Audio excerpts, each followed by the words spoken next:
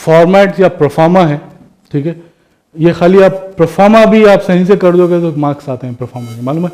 ये पहला प्रोफार्मा जो है आपका जर्नल एंट्रीज का है, date, particulars, ledger folio. Ledger folio is nothing but page number जहाँ पे आपका वो जो ट्रांजैक्शन रहता है रिकॉर्डेड रहता, in order to find out quickly वो आप वहाँ पे पेज नंबर डालते हैं। एक डेबिट अमाउंट हो गया, क्रेडिट अमाउंट। तो in the same way Nasir ने बिजनेस शुरू किया 10 लाख रुपए से, बिजनेस में पैसा लगा, कैपिटल इंक्रीज हुआ, ठीक है। पैसा लगा और कैपिटल इंक्रीज हुआ, तो कैश आया बिजनेस में, क्या आया? कैश आया। कैश अगर आएगा तो मतलब एसेट है कैश। कैश अगर इंक्रीज हुआ तो डेबिट साइड, तो आपने डेबिट साइड लिख दिया कैश। फर्स्ट पहले डेट है आपकी 1 मार्च 2019, कैश अकाउंट डेबिट आपने लिख दिया 1 लाख रुपए, 1 लाख से शुरू किया फॉर एग्जांपल, ठीक है। और क्रेडिट साइड में आपने डैश डाल दिया। थोड़ी स्पेस देना, इधर थोड़ी स्पेस देके इधर से टू कैपिटल अकाउंट, कैश लाया कैपिटल, या नासिर अकाउंट लिखो आप, नासिर तो नहीं लिख सकते यहाँ पे, ठीक है। कैपिटल लेके क्या आया वो लिखना है आपको। कैश इंक्रीज हुआ डेबिट साइड में लिख रहे, और या क्रेडिट साइड में। क्रेडिट साइड का लिखने का ये तरीका है, यहाँ पे टू लिखते थोड़ी स्पेस देकर, टू कैपिटल अकाउंट। नरेशन आपको लिखना लाजिम है, ठीक है। कोई भी नरेशन आप लिख सकते हैं आपके ओन वर्ड्स में। Being business started with cash, जो भी जितना भी शॉर्टकट में है लिखे तो मार्क्स है, ठीक है। लिखना लाजिम है। तो आपका डेट हो गया, particulars, ledger folio, debit amount, credit amount, entry आ गई आपकी। स्टार्टेड बिजनेस, कमेंस बिजनेस बोल के रहता, या स्टार्टेड बिजनेस पहली इंटरव्यू रहती है आपकी, ठीक है। Cash account debtor to capital account, उसका आप नरेशन लिख दिए। इसके नीचे यहाँ पे या स्पेस की तंग थी, मैंने इधर लिख दिया हूँ, इधर being business started with cash या बीइंग बिजनेस स्टार्टेड। अब ये पर्टिकुलर ट्रांजैक्शन को आपको पोस्ट करना है, तो आप में यहाँ पे दो चीजें इन्वॉल्व है, कैश भी इन्वॉल्व है और कैपिटल भी इन्वॉल्व है। तो आप कैश का एक लेजर बनाओगे, कैपिटल का एक लेजर बनाओगे। आप जितने कैश से रिलेटेड साल में जितने ट्रांजैक्शंस होते आप उसको कैश में लिखते जाओगे ना, रोज का रोज थोड़ी बनाते जाओगे। रोज का रोज लेजर में पोस्ट नहीं करोगे आप, जर्नल एंट्रीज रोज का रोज नहीं बनाओगे, ठीक है। जो कैश का ट्रांजैक्शंस हो रहे हैं आप उसमें कैश में डाल दोगे। 6 मंथ्स के बाद, हाफ ईयरली आपको जब पूछा जाएगा तो आप एक एक जर्नल एंट्री को नहीं देखोगे, आप सिर्फ लेजर में देख लोगे। कैश के लेजर में देख लो कितने पैसे हैं कितने पैसे नहीं है, सिंपल। कैश का आपको अलग बना दिए कॉलम, लेजर ही अलग बना दिए उसका लेजर बनाना मतलब उसका एक रूम बना दिए, ठीक है। कैपिटल का एक रूम बना दिए, उसको हम लेजर बोलते हैं, ठीक है। आप डेली में कितने ट्रांजैक्शन करोगे? 10-12 ट्रांजैक्शन तो हो जाएंगे कैश के, खरीदना बेचना खरीदना, ठीक है। फिर महीने में कितने हो गए, ठीक है। ईयर में कितने हो गए, फिर सारा कुछ जर्नल एंट्रीज के हिसाब से आप रिकॉर्ड तो कर लोगे। बुक कीपिंग में अकाउंटेंट तो रिकॉर्ड कर लेगा, उसको फिर पोस्ट करना भी लाजिम है। तो आप कैश से जो रिलेटेड ट्रांजैक्शन है उसको आप कैश के रूम में लिखो, लेजर के उसको जो कैश का जो लेजर है या कैश का जो रूम आप जो भी कहें उसमें लिखो। आपको आसान हो जाएगा मालूम करने के लिए, ठीक है। तो इसीलिए लेजर आप पोस्ट हो गया। यहाँ पे मैंने कैश बना दिया, कैश अकाउंट, एक तो डेबिट साइड हो गया, एक क्रेडिट साइड हो जाएगा। यहाँ पे 2 साइड्स आ जाएंगे, एक डेबिट एक क्रेडिट, ठीक है। डेबिट साइड में आप 2 लिखोगे, क्रेडिट साइड में आप बाई लिखोगे। नाउ क्या हो रहा है यहाँ पे? कैश अकाउंट डेबिटर, यहाँ के इसकी जर्नल एंट्री है टू कैपिटल अकाउंट, और लेजर में जब बना रहा हूँ कैश का लेजर बना रहा हूँ, तो कैश में क्या क्या आएगा? कैश अकाउंट डेबिट, क्योंकि ये डेबिट साइड है, टू कैपिटल एक्स कैपिटल, जो भी ओनर है उसका कैपिटल कितना, इतना आया। अभी मैं क्या बोला आपको, हर debit, every debit should have a corresponding credit, every debit should be equal to credit. तो यहां पे तो कुछ है नहीं, सिर्फ कैश का कैपिटल आ गया, और फिर कैपिटल का अलग लेजर बनेगा, उसमें कैश आएगा, फिर एक कॉलम खाली हो जाएगा। तो यहां पे ये जो खाली रहने की वजह से हम यहां लिखे हैं बाई बैलेंस कैरिड डाउन। ये जो 1 लाख रुपए है वो आप महीने का 1 मार्च 2019 में आपने एंट्री की है, मंथ एंड पे आप कुछ और ट्रांजैक्शन कैश का तो आया नहीं ना, हमको पैसा मिला, ठीक है, कुछ भी नहीं हुआ। यहां पे 31 मार्च 2019 में आप क्या करोगे? बाय बैलेंस कैरिड डाउन, ये 1 लाख रुपए आप यहां बता दोगे। अब ये 2 इक्वल हो गए।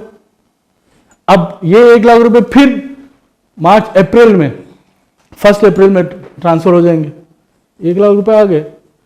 कैपिटल तो वही है, कैपिटल में से अभी कुछ गया नहीं, ड्राइंग्स नहीं गया, तो कैपिटल आया, उसको बैलेंस करने के लिए उसको कैरी डाउन करे दूसरे मंथ में, फिर वही कैपिटल है ना, कुछ गया तो नहीं कैपिटल में से, तो वो दूसरे मंथ में ट्रांसफर हो गया, तो दूसरे मंथ में कितना कैपिटल है 1 लाख रुपए, तो उसको ब्रॉट डाउन कर लिए, to balance brought down B by D, फिर से 1 लाख रुपए आ गया।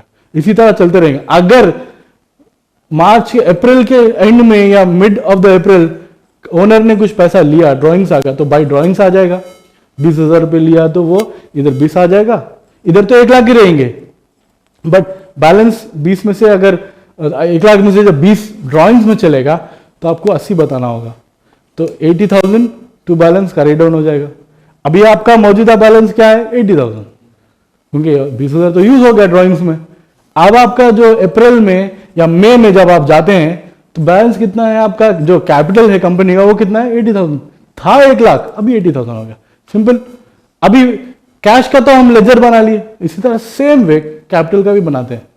तो जितने आपके ट्रांजैक्शंस है, समझो 5 ट्रांजैक्शंस आया आपके एग्जाम में, 2 मार्क में या 5 मार्क में 5 ट्रांजैक्शन पूछा।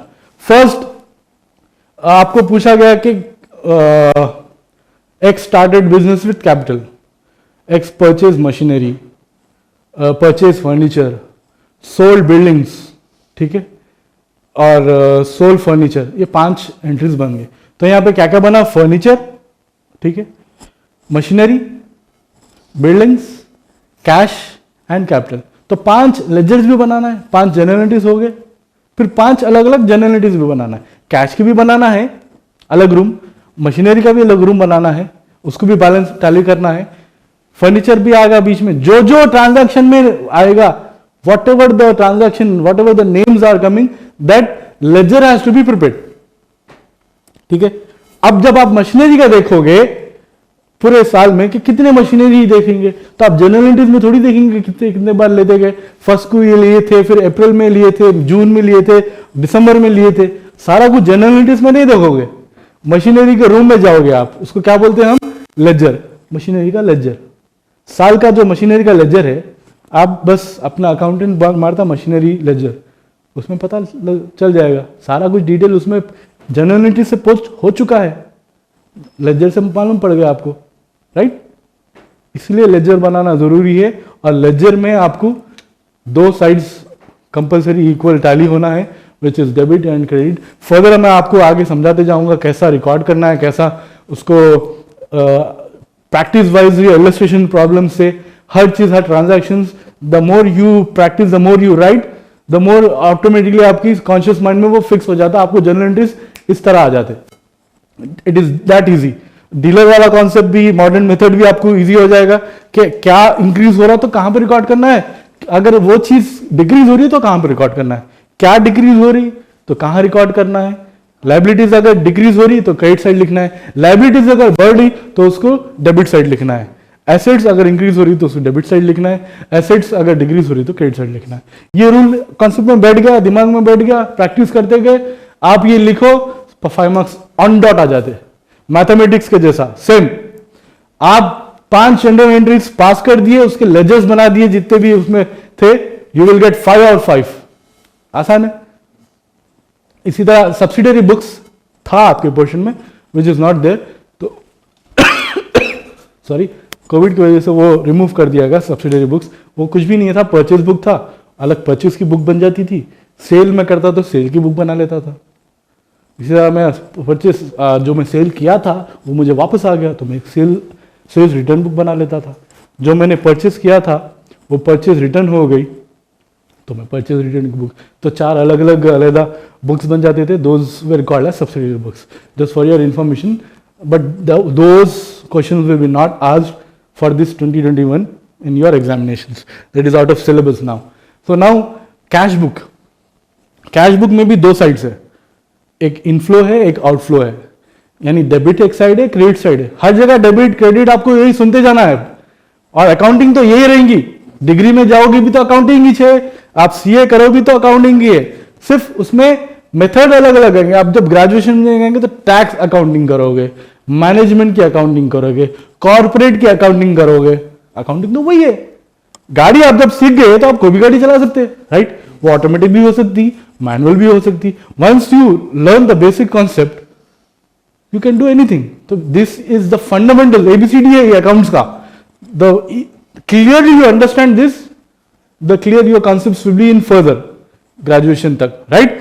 आपका ट्रिपल कॉलम कैश बुक में सिंगल कॉलम कैश बुक यानी सिर्फ कैश का कॉलम रहता और कुछ नहीं।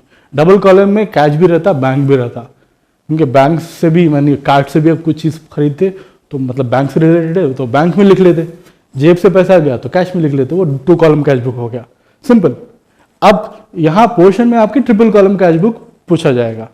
ट्रिपल कॉलम यानी 3 कॉलम्स आएंगे। जेब से जो पैसा गया वो कैश कॉलम, बैंक से आप जो स्वाइप कराए, कार्ड से जो स्वाइप कराए वो यूज किया वो बैंक कॉलम। तो वो तो बैंक में लिखोगे आप, कैश में तो नहीं लिखोगे, कैश चीजें बैंक में नहीं लिखोगे। और आपको डिस्काउंट भी मिल गया, कुछ एक पर्टिकुलर फोन लिए एनएस ने जाकर एनएस को डिस्काउंट मिल गया, ठीक है, तो वो डिस्काउंट कॉलम भी आ जाएगा। तो cash, bank and discount column, 3 columns को क्या बोलते हैं? Triple column cash book, simple. Debit side में पैसा आता है, जो जो आ रहा है वो डेबिट साइड लिखते हैं। इनफ्लो ऑफ द कैश, बेचने से जो आ रहा है वो इनफ्लो डेबिट साइड, पैसा जो जा रहा है खर्चा हो रहा है वो आउटफ्लो ऑफ द कैश, यही देखना है। उसका भी लेजर होगा, डेबिट साइड होगा, राइट साइड होगा डेबिट, लेफ्ट साइड होगा क्रेडिट, इनफ्लो एंड आउटफ्लो देखना है, वो सारा कुछ इसका ये फॉर्मेट है। सेम डेबिट क्रेडिट, ये भी लेजर पोस्टिंग है। डेट पर्टिकुलर्स लेजर फोलियो, ठीक है, cash bank and discount all out. अगर आपको आप सेल कर रहे हो तो आपने डिस्काउंट को अलाउ कर दिया, ठीक है, यू गिव डिस्काउंट। आपके लिए क्या होगा? आप परचेज कर रहे हैं, you received what? You receive discount. मैंने डिस्काउंट दिया, आपने डिस्काउंट लिया, तो what you received? You receive discount. So your side when you are purchasing you receive the discount. तो इधर डिस्काउंट अलाउड आ जाएगा, यहां पे डिस्काउंट रिसीव्ड आ जाएगा, सिंपल। अगर रिसीव है तो उसको रिसीव्ड में लिखना, कितना 20 रुपये डिस्काउंट मिला वो इधर लिख लेना। मैंने अलाउ किया, मैं बेचा हूं तो यहां पे आ जाएगा अलाउड में। कैश से अगर मैंने बेचा है तो 2500 कैश में हो गया, बैंक से मैंने स्वाइप करके कुछ दिया तो उस वहां पे 10,000 आ जाएगा, राइट, सिंपल। उसको भी लेजर के हिसाब से टैली करना है। उसके बाद आपका सेकेंड प्रोफार्मा है, ये सारा कुछ आप नोट डाउन कर लीजिए। प्रोफार्मास, बैंक रिकंसिलिएशन स्टेटमेंट, ठीक है, मैं आपको नोट्स में भी दे दूंगा। बैंक रिकंसिलिएशन स्टेटमेंट बहुत इंपॉर्टेंट चैप्टर है, आसान चैप्टर है, उसका भी एक फॉर्मेट है, उसको प्रोफार्मा बोलेंगे हम। Particulars, amount, amount, inner column, outer column. Inner column आपका रफ कॉलम रहेगा बेसिकली, ठीक है, कोई 2 चीज यहां पे ऐड होके आउटर कॉलम में जाएगा। आपका अगर बैंक बैलेंस यानी bank reconciliation is nothing but कोई चीजें आप बैंक में कैश आपको चेक मिलता है, यू नो, 4-5 फेमस एंट्रीज है, check received but not collected but not deposited, ठीक है, आप कलेक्ट तो कर लिए चेक बट जाके बैंक में डिपॉजिट नहीं करे, तो आपकी पासबुक जो रहती है ना बैंक की, वो एक अलग बैलेंस बताती है और आपकी जो कैश बुक है वो अलग बैलेंस बताती, ठीक है। उनके पास तो इंक्रीज हो गई, आपके पास से तो वो डिक्रीज हो गया, उसमें तो बताया नहीं। तो दे आर सर्टेन मेथड्स, हम आगे डिटेल में पढ़ेंगे उसको। बस आपको overdraft balance as per cash book शुरू करना है, या फिर प्रॉब्लम आपको overdraft balance as per passbook, या तो पासबुक से शुरू होता, अगर पासबुक से शुरू हुआ तो कैश बुक पे एंड होता, कैश बुक से शुरू हुआ तो उसका रिजल्ट पासबुक से आएगा। उसमें चंद चीजों को प्लस में लिखते आप, चंद चीजों को माइनस में लिखते, ठीक है।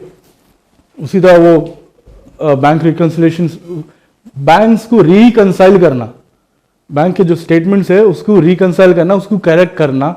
कोई चीज दी गई बट डिपॉजिट नहीं करे, डिपॉजिट करे बट लिखी नहीं गई तो उसको आप लिख रहे, ठीक है।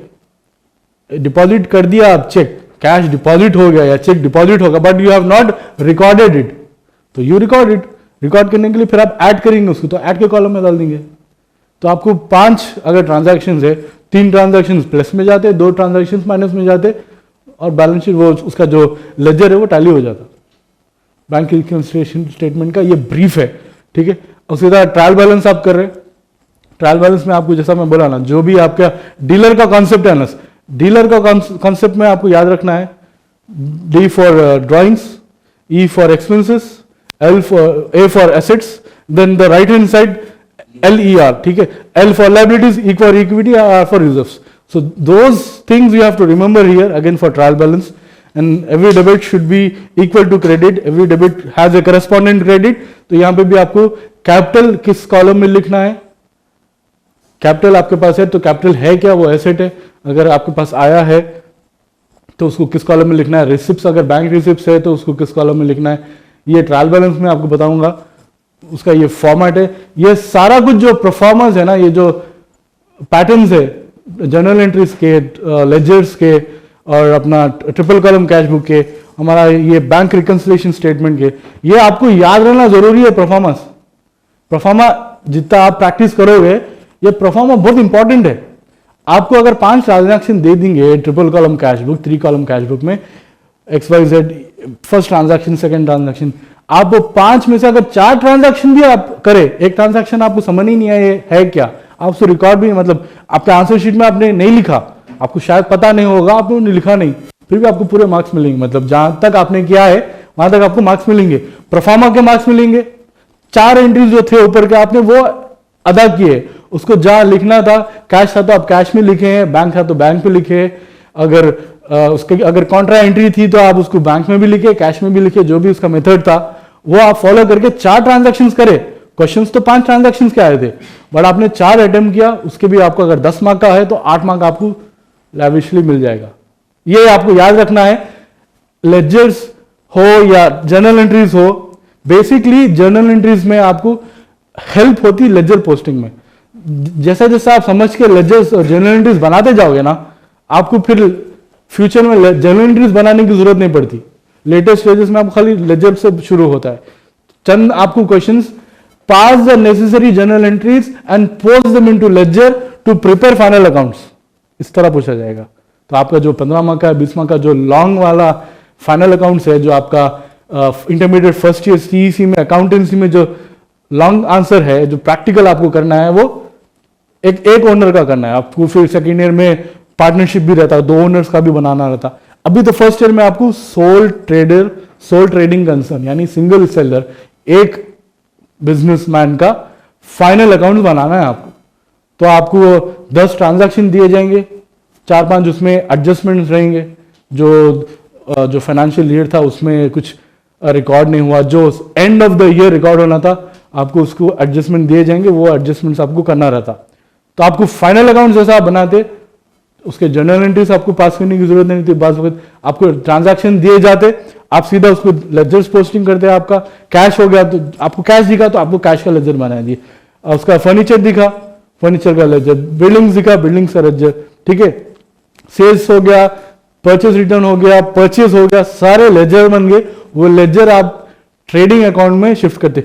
Just to know trading account क्या है, जो फैक्ट्री रिलेटेड जो एक्सपेंसेस अक्कर होते ना, ओपनिंग बैलेंस शुरू होता, ओपनिंग बैलेंस ले लेके आप फैक्ट्री में सामान प्रोडक्शन के लिए डाले, वहां पे आप लेबर्स को, जो आपको डेली वर्कर्स थे, आप उसको लेबर्स को वेजेस के तौर पे दिए, एक्सपेंसेस करे, फैक्ट्री की इलेक्ट्रिसिटी बिल पे करे, ठीक है। फैक्ट्री में आप चाय पानी दिए, टी एंड कॉफी, स्नैक्स, ठीक है।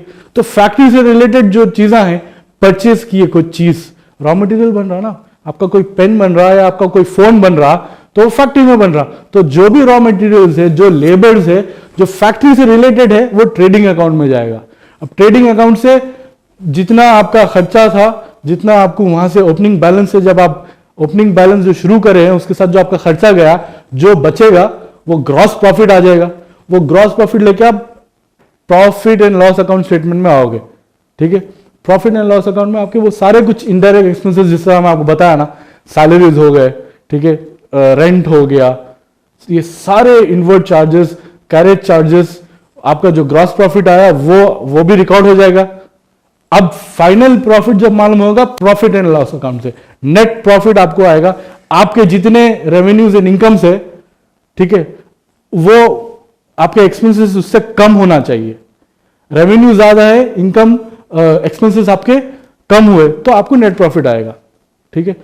इन द सेम ऑपोजिट वाइज, अगर आपके खर्चे ज्यादा हो गए, प्रॉफिट एंड लॉस अकाउंट जब आप लेजर बना रहे उसमें आप ये रिकॉर्ड करें कि इसमें खर्चे तो 1 लाख के हो गए बट आया कुछ नहीं, 50,000 रुपए का ही प्रॉफिट आया, तो नेट लॉस विल बी 50,000।